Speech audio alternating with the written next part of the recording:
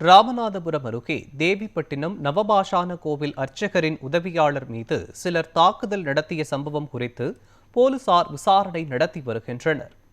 ராமநாதபுரம் மாவட்டம் தேவிப்பட்டினம் பகுதியில் மிகவும் பிரசித்தி பெற்ற ராமபிரான் தரிசனம் செய்த நவபாஷான கோவில் உள்ளது. இங்கு தினம்தோறும் நூற்றுக்கணக்கான ஆன்மீக பக்தர்கள் சென்று வருகின்றனர். அவர்களிடம் பரிகார பூஜை செய்து தருவதாக ஏமாற்றி அதிக அளவு பணம் பறிக்கும் செயல்களில் சிலர் ஈடுபட்டதாக நீதிமன்றத்தில் மனு தாக்கல் செய்யப்பட்டது.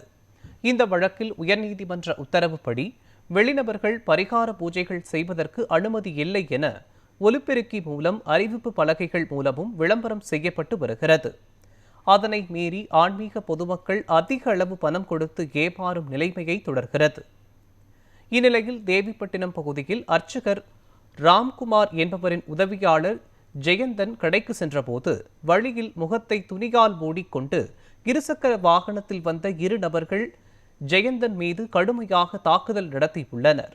கோயில் நிர்வாகம் சார்பிலும் அர்ச்சகர் ராம்குமார் சார்பிலும் தேவிப்பட்டினம் காவல்துறை ஆய்வாளர் ஆறுமுகத்திடம் புகார் மனு கொடுக்கப்பட்டுள்ளது. அந்த நவபாசனத்துல தவம் இருக்க ஒரு புண்ணிய ஸ்தலம். இந்த புண்ணிய ஸ்தலத்துல இந்துக்கள் உலகங்கள் இருந்து அந்த நவபாசனத்துல இந்துக்கள் வந்து போகக்கூடிய இடம்.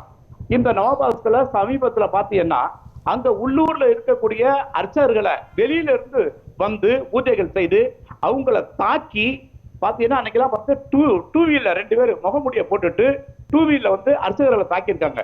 அதே மாதிரி வெளியில இருந்து எத்தனையோ பேர்கள் புண்ணிய தன்னுடைய கடமைகளை தன்னுடைய அதிகாரங்களை செய்யறதுக்கு தேவைப்பட்ட நவபாசனத்துக்கு வர்றாங்க. அவங்களுக்கு பாதுகாப்பு இல்லாத ஒரு சூழ்நிலை இன்னைக்கு ஏற்பட்டுக்கிட்டு இருக்கு.